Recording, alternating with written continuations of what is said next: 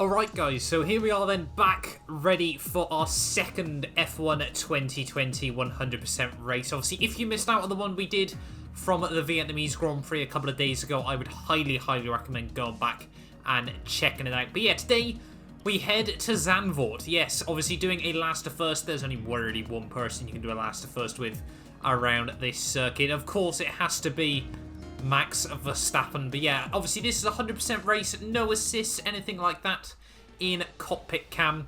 Really looking forward to this. Obviously, I have done a few laps around ZANDVOORT, but they've mainly been on iRacing, which obviously is a much older version of this circuit. So yeah, really looking forward to this race today. Obviously, it is an absolutely old school track. It feels very much like a roller coaster around this place. You know, it's how tracks should be designed.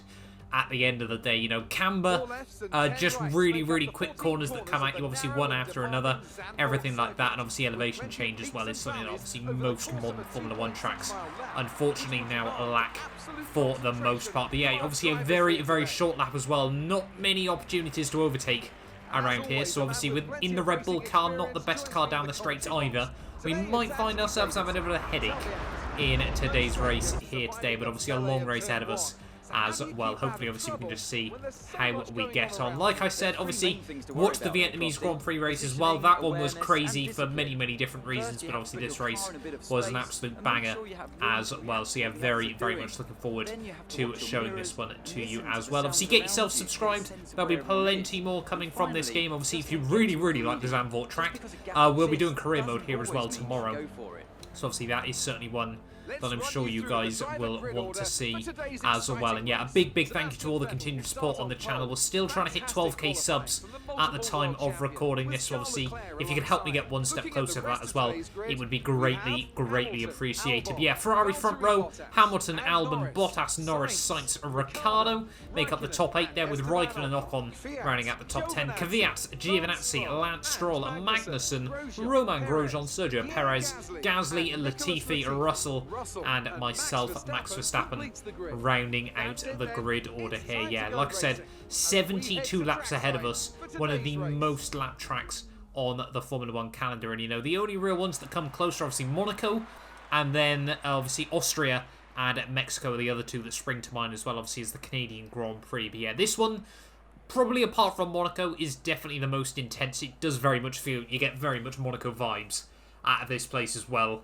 at the end of the day. So it's going to be a race of attrition. I would have thought, you know, if you were trying to do league racing around here, I'm sure you're going to see quite a few crashes and mistakes and maybe some DNFs as well. But we're ready on the grid for the start of this race. The game references 2-stop strategy. It's 5 red lights, and it's the lights out, and away we go for the 2020 Dutch Grand Prix. A moment in history for Max Verstappen as he doesn't get off to a particularly great start on the run down towards Turn 1. Obviously, everyone's going to Constantina up 2 and 3 wide as we head into Tarzan for the first time here. And I'll be honest, that's the only corner I know how to pronounce around this circuit as well. We might try and pronounce a couple of them in this video today. But yeah, obviously the first aim is just to try and get around the Williams. We're going to try and look around the outside of the Latifi as we head out of the hairpin there for the first time. You can see though the Williams using up all of his ERS very early on in the Grand Prix, so we're going to have to actually swap back down just behind him as we head down in towards the next corner there. He's going to completely run us off the road.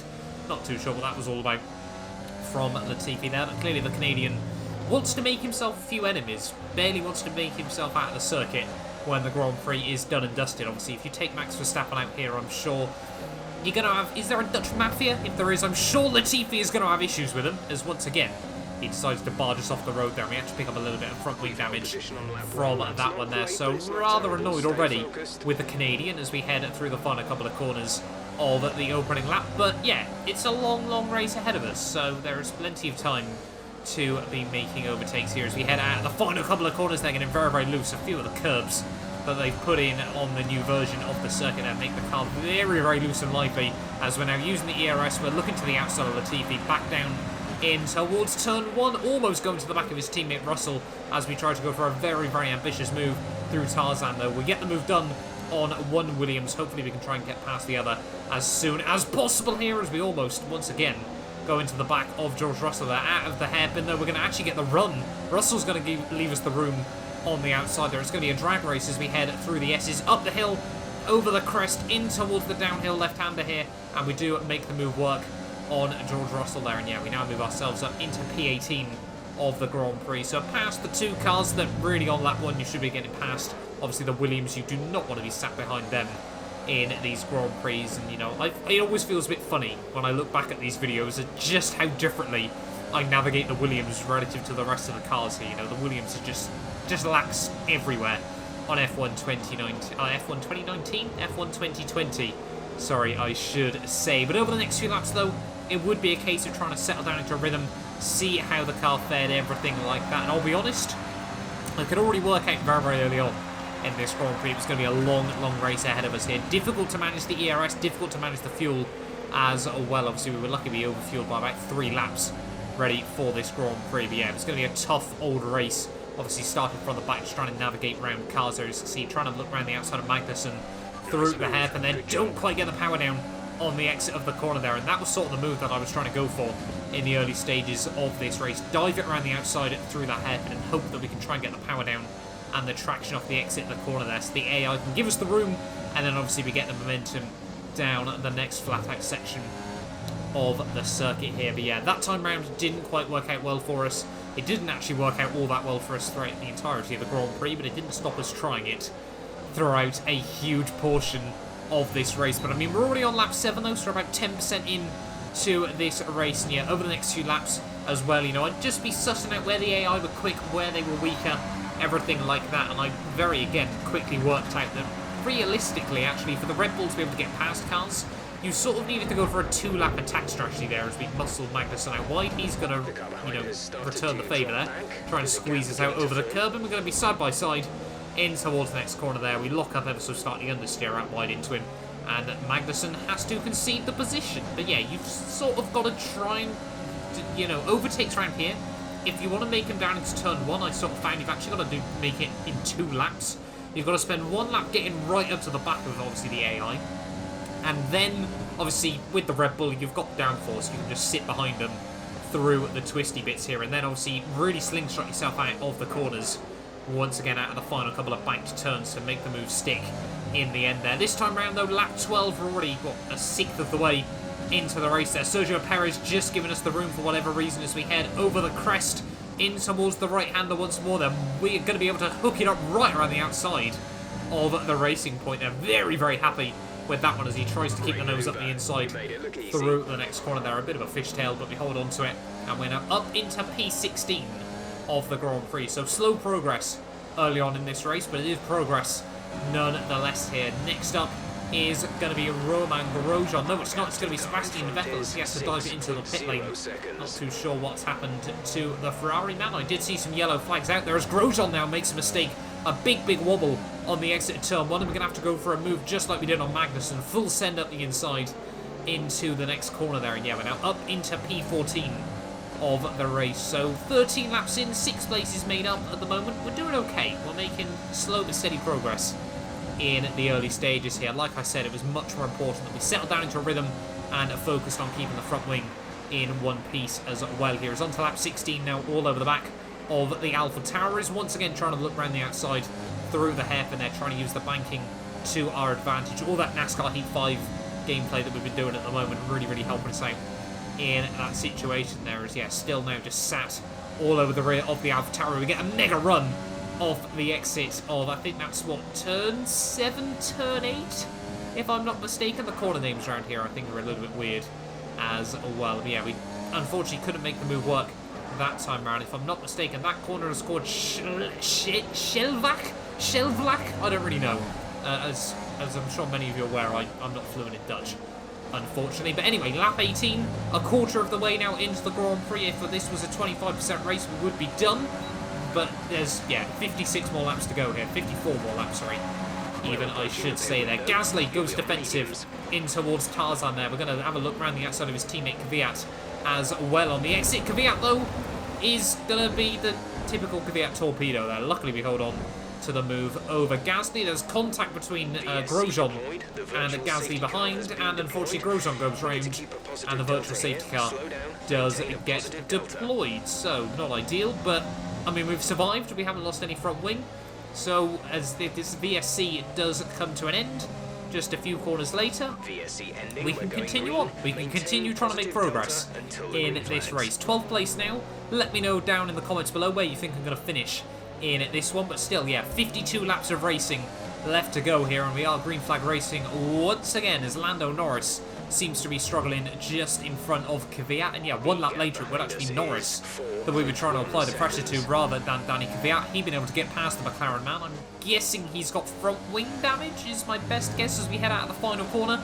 Try to have a look around the outside of the McLaren there, but no, Lando going to completely slam the door shut. Not too sure why that was all about, but yeah, we're going to be able to get up the inside therefore on the run down towards turn 1 there. And yeah, again, surprised why Lando was so aggressive with the block there as we get a big slide out of the first corner there. I'm guessing Lando and Max had an aggressive iRacing event go on the weekend before this Grand Prix or something like that. I don't really know. But anyway, end of lap 24. Most of the AI had made their first pit stop. We probably should have pit earlier based on the understeer we got through there, but we are going to dive it in at the third way stage of the Grand Prix. We had Seb all over the back of us as we dive into the pit lane here for our first run through the new ZANDVOORT pits. Braking way too late on entry, but I'd rather that than way too late. Unfortunately, just like we did at Vietnam, we forgot to change the front wing to no. So despite that tiny knock we had on it from lap 1, the team decided they'd change the front wing there. So hopefully we're going to gain 8.4 seconds out of that between now and the end of the race. But rejoining the circuit, we're going to be out, I think, just behind Lando Norris once again. So we're going to have to try and mug the McLaren off again. That's not quite how you take the pit lane exit either. You've got to be careful there. Otherwise, I'm sure you will be picking up a penalty. But yeah, we got lucky that time around. And yeah, back down into P16 though. Let's see if we can try and get back past Norris as soon as possible here. And yeah, it wouldn't take long before the end of the lap before we were all over the back of the McLaren once again. Are we going to be able to get close enough to go for something down the front straightaway? We've got the DRS, we're using the ERS, the rich revs, everything like that. We've already ran out of spare fuel. We're going to go for the full Max Verstappen send though. Again, wheel spin off the exit turn 1. The hand of rage comes up as well. Lando though gets the move back on us as we head down into turn 2 and turn 3. We make the move work around the outside. And yeah, I'm adamant now there must have been an iRacing event between these two that got a little bit heated in the build-up to this race weekend. But yeah, anyway, back up into P15 of the race. Lap 30, all over the back of Gasly in the AlphaTauri once more. We've already tried to make moves on this man already in this Grand Prix, but hopefully now we can try to make something work. DRS engaged once again to the outside of our former teammate, braking just at the 75-meter board. We should be able to make this move work around the outside, get on the power a little bit earlier, use all of the curb in there, actually get a huge amount of wheel spin, clip the wall, but get away with it this time around, and we will live to fight another day. Very, very lucky to be getting away with that one, but we shall take it, and we shall continue trying to close down the gap to Pierre there as we head up the hill once more, down in towards the right-hander, probably my favourite corner of the lap, I'll be honest. Huge overspeed over Gasly. We're going to have a look up the inside. He tries to turn in on us, but we hold firm. And now we inherit P14 of this race there. Every single move we're doing at the moment seems to be more aggressive than the last, and we're not even halfway there just yet. But lap 31 up into P14 in the Grand Prix. It has been very, very slow progress in the first half of this Grand Prix. They're reaching the halfway stage. Daniel Ricciardo unfortunately falling to the wayside with a Renault there, not quite the race I'm sure he would have wanted, and yeah, heartbreaking to finish the race the way he did. But next up on the old hit list is one Esteban Ocon, obviously Ricciardo's teammate in this race. We'll see what he can do over the next few laps. Obviously, don't have the same power unit as those boys anymore, so we won't be able to fly past him down the front straightaway here. But over the next few laps, actually, Ocon would decide to pit once again. The same can be said for Kimi Räikkönen as on to lap 44. We're now up into P11 of the race. We were starting to see most of the AI pit from their second stint on the softs, go onto the mediums to look to try and get to the end of this race. Obviously, we tried to go for the alternate strat and aim to be quick right at the very end of this Grand Prix. Sebastian Vettel, though, all over the back of Perez. Perez is going to jump out of the way of that battle, dive it in, so we're going to be back up into the points in this Grand Prix there. As you can see, Sykes now X'd out of the pit lane just in front of us. No, just behind us in this Grand Prix. Back up into P8 of the race here. 27 laps to go, though, all over the back of Sebastian Vettel, but it's not going to be long before we're going to dive into the pits onto our final set of these soft compounded tyres here in the end. The tyre wear, not ridiculously bad, I'll be honest, in the Red Bull especially.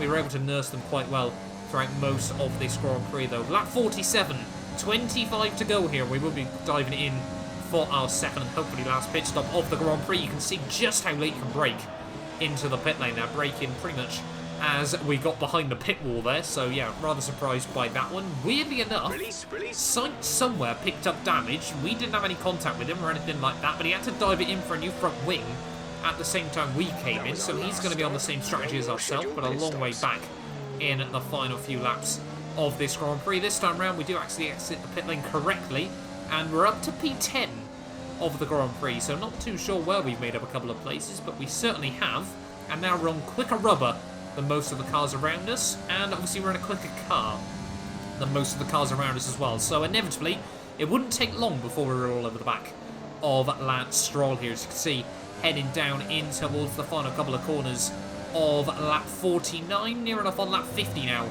of this Grand Prix. There you can see we're going to activate the ERS, use the DRS obviously as we exit out of the final corner here. We're going to have a look to the inside, sorry, to the outside even, of Lance Stroll there as we head down in towards turn 1. Brake once again just at the shallow, try and hook it up around the outside of Tarzan, and yes, we now move ourselves up into P9 of the Grand Prix. And I'm going to let you guys ride on board with the rest of this lap because it would be my fastest of the day. Maximum attack here at ZANDVOORT.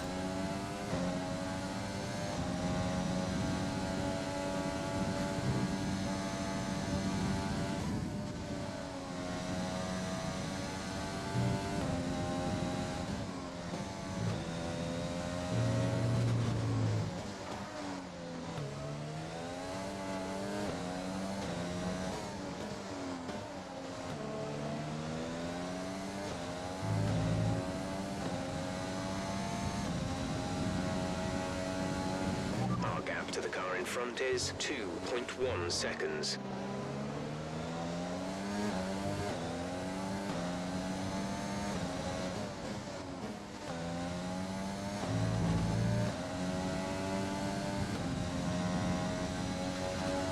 Activating out of the final corner, and then you're going to see we're going to improve by about another 10th over our previous lap there. New fastest lap of the Grand Prix, a 12.6. So rather happy with that one at this stage of the day. You know, we're probably not going to be able to get a top result here, but if we can get, you know, an extra point on the board, I'm sure the Dutch fans will be liking that at the moment there. Lap 53, all over the back now of Antonio Giovinazzi here. It doesn't look like there's going to be many more cars we can get past in this Grand Prix. Ocon dives it in to the pits once more, so we're going to be able to get past him right at the same time that we're going to go up the inside of Giovinazzi into turn 1 there, and yeah, now we move ourselves up into P7 of the Grand Prix though. Raikkonen about another 5 seconds up the road, 18 laps to go of this race here. Hopefully we can try and close up that gap, and we would close it up, but only with just 2 laps to go of the Grand Prix. We'd slowly but surely close down Kimi Raikkonen here, but we were still trying to save ERS, everything like that here, so we were planning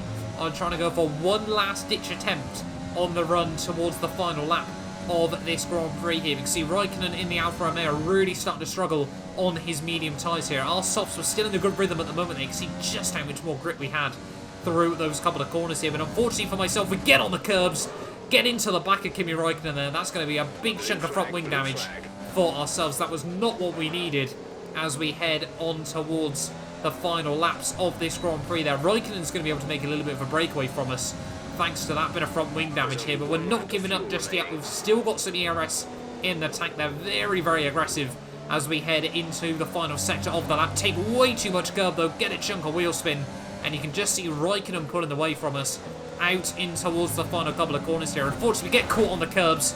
Leclerc is going to be able to go past us and actually put us a lap down in this Grand Prix, so that battle with Raikkonen suddenly comes to an end as Leclerc gets around us there towards the finish line. Yeah, that kind of was a bit of a killer there of our final lap battle. So it's P7 at the end of the day. We still pick up driver of the day. I think that was probably decided before the Grand Prix had even kicked off here at the Dutch Grand Prix. But yeah, 72 laps survived. Not quite the craziness we saw from the race at Vietnam, but obviously we didn't have any safety cars as well today, so I'm rather surprised by that one when all is said and done. But Charles Leclerc, once again, he basically wins every race we've done so far on F1 2020. He has absolutely dominated so far, and well, to be honest, I can't wait for the Ferrari nerf at this point. They've just been ridiculously overpowered in the early stages of this game there. But yeah, a really, really good fun race at the end of the day. I hope you guys enjoyed this video as well. If you're new around here, like I said at the beginning, make sure you get yourself subscribed. We will hopefully be doing a 100% Austrian Grand Prix this weekend as well. Obviously celebrating the second race weekend of the F1 2020 season. We've got plenty more content lined up for you guys though, nonetheless. Thank you all so much for watching. Yeah, hopefully I will see you guys next time ready for more F1 2020.